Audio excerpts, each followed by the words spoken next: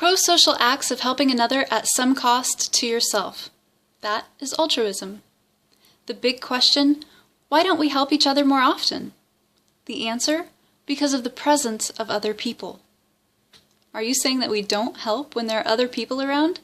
It's true. Research has shown that the presence of bystanders has a twofold effect.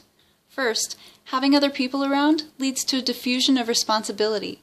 Each person assumes that since there is someone else present, they will take the necessary action. Second, if those other bystanders don't seem concerned about the situation, we feel like we'd be making a scene if we behave differently. So we don't. Bystander effect is also called Genovese syndrome. It is so named because of the circumstances of the death of this woman.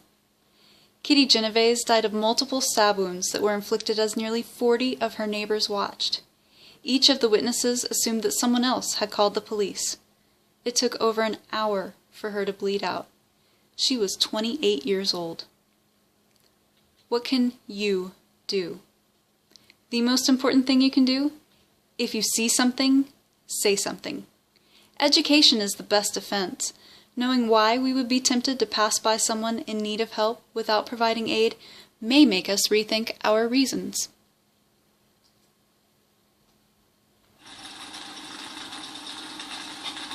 Child's screaming for help. Hopefully his parents will be here soon. In the situation we just saw, a woman noticed a screaming child locked in a vehicle but kept walking. Why? Because she was in a crowded parking lot and assumed that others had seen the same thing, and that either it wasn't really an issue or someone else was already handling it. If you see something, say something. We've talked about some reasons why we don't help. What factors make us want to? Well, men and women generally help differently. Women are more cautious about the situations they put themselves in and are more likely to help through childcare or volunteering. Men are more likely to help in situations where there is danger or risk to life. But we are all more likely to help if we aren't pressed for time, or if the person in need looks like, dresses like, or talks like we do. This video illustrates how easy it is to help.